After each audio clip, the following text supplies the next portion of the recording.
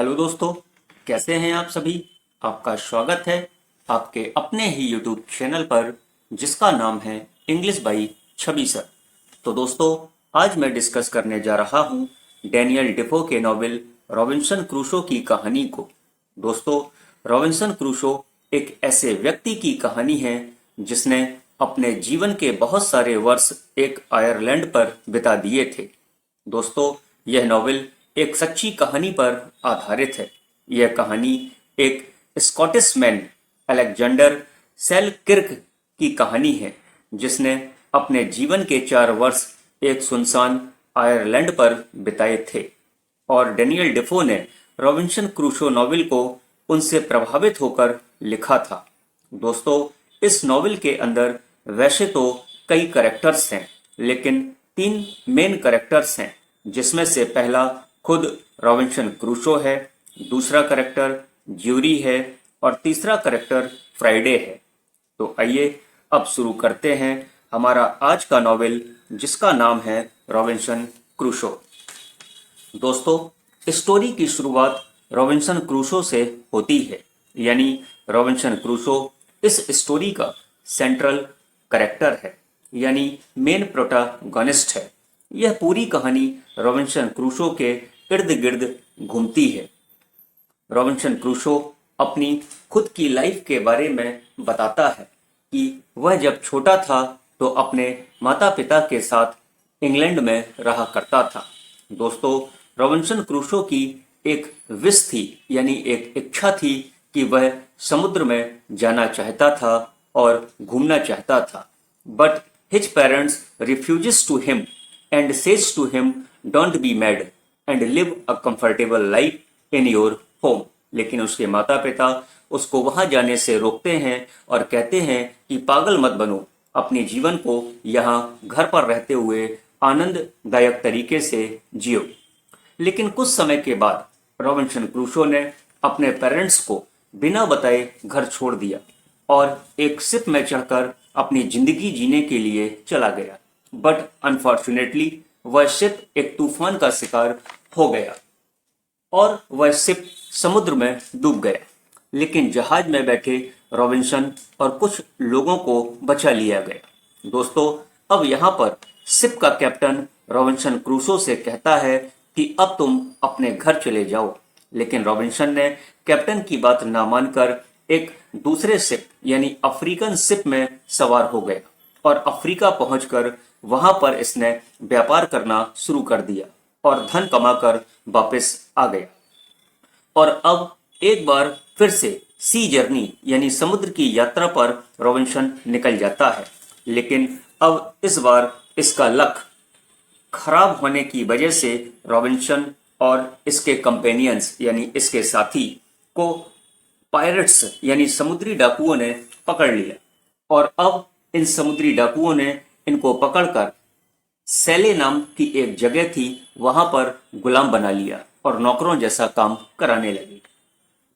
2 सालों के बाद रॉबिन्सन क्रूसो सैले नाम की जगह से भागने में दोस्तों कामयाब हो जाता है। रॉबिन्सन अपने दोस्त ज्यूरी के साथ भाग कर गया था और ये दोनों लोग रॉबिन्सन यानी और ज्यूरी जब इस्माइल नाम के लड़के के साथ फिशिंग बोट लेकर भाग रहे थे तो रॉबिन्सन ने क्या किया कि पानी में इस्माइल को धक्का दे दिया और उस बोट को लेकर भाग गए। और जब ये लोग समुद्र के किनारे पहुंचते हैं तो वहां के निवासी यानी अफ्रीकन नेटिव्स ने इन्हें खाना ऑफर किया और अंत में एक पोर्टुगीज शिप यानी पुर्तगाली जहाज के कैप्टन की नजर इन पर पड़ती है। उस पोर्टुगीज शिप का कैप्टन एक काइंड व्यक्ति था, एक दयालु व्यक्ति था और कैप्टन ने इनको अपने जहाज में बैठाकर ब्राजील तक छोड़ दिया। अब रॉबिन्सन ब्राजील में रहकर गन्ने की खेती करने लगा। इसको प्रॉफिट होने लगा तो रॉबिन्सन सोचने लगा क्यों ना कुछ लोगों को लाकर इस काम में लगा लें। तो शिप में बैठकर रॉबिन्सन जब कुछ लोगों को लाने के लिए जा रहा था तो भयंकर तूफान आया और रॉबिन्सन को छोड़कर सारे लोग डूब गए। लेकिन लकीली रॉबिन्सन किनारे तक पहुंच गया।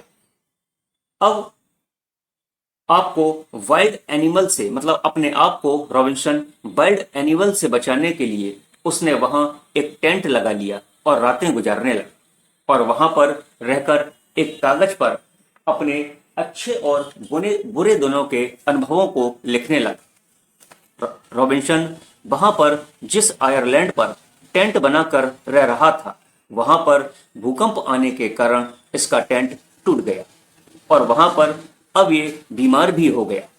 इसको अब एहसास होता है कि उसने कभी गॉड को याद नहीं किया, तो अपने साथ एक बाइबल की बुक ये लेकर आया था और रोज बाइबल के पन्नों को वहां पर रहकर पढ़ने लगा। अब ये धीरे धीरे ठीक होने लगा था। धीरे धीरे अब इस आयरलैंड पर रहते रहते इसकी लाइफ कंफर्टेबल होने लगी थी। अब होता क्या है कि इसने वहां से निकलने की सोची, लेकिन फिर इसका सामना समुद्री तूफान से होता है। तो रॉबिन्सन सोचने लगा कि अब कभी भी पानी में नहीं जाएगा।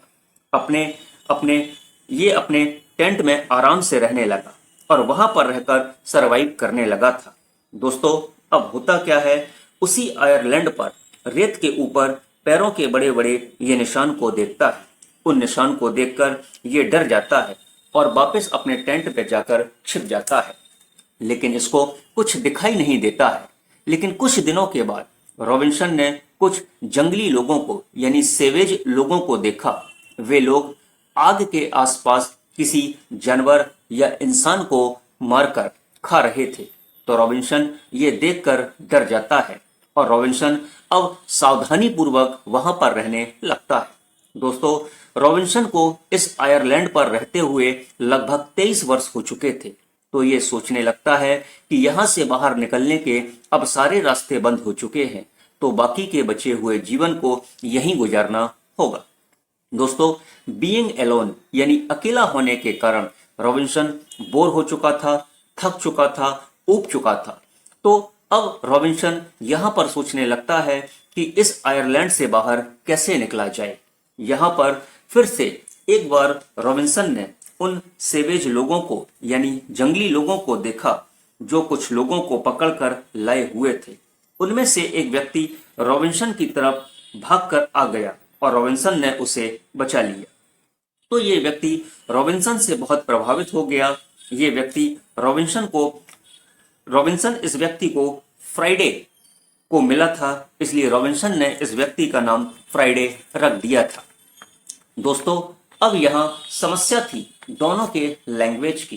तो रॉबिन्सन इस फ्राइडे को इंग्लिश पढ़ाना शुरू करता है और फ्राइडे को जब थोड़ा बहुत समझ में आने लगा तो फ्राइडे ने बताया उसका घर यहीं आसपास है और उसके घर कुछ यूरोपियन लोग रुके हुए हैं।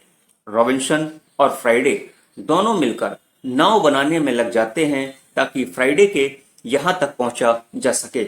लेकिन ये दोनों यहाँ से निकल पाते उसके पहले ही एक बार फिर से सेवेज लोग यानी जंगली लोग आ गए और ये जंगली लोग इस बार अपने साथ यूरोपियंस को पकड़कर लाए हुए थे। तो अब होता क्या है कि रॉबिन्सन और फ्राइडे ने मिलकर उन जंगली लोगों को मार दिया और यूरोपियंस की जान बचा ली। दोस्तों, अंत में होता क्या है कि उस आयरलैंड पर एक इंग्लिश शिप आता है और रॉबिन्सन उस शिप में बैठकर इंग्लैंड वापस निकल जाता है। और जब इतने वर्षों के बाद इंग्लैंड वापस आता है तो देखता है कि उसके फादर की डेथ हो चुकी है और बहनों की शादी हो चुकी है।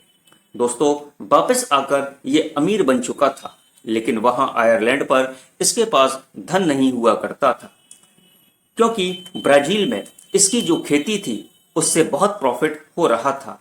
दोस्तों, कहानी के अंत में रॉबिन्सन अपने भांजों के साथ रहने लग जाता है और कहानी का अंत हो जाता है। तो दोस्तों, ये थी आपकी कहानी। आपको कैसी लगी कमेंट करके जरूर बताएं और यदि आपने अभी तक English by Chhavi sir channel को सब्सक्राइब न किया हो तो चैनल को सब्सक्राइब करें, बेल आइकन को प्रेस करें और वीडियो को लाइक व शेयर करना बिल्कुल भी ना भूलें। Thank you for watching.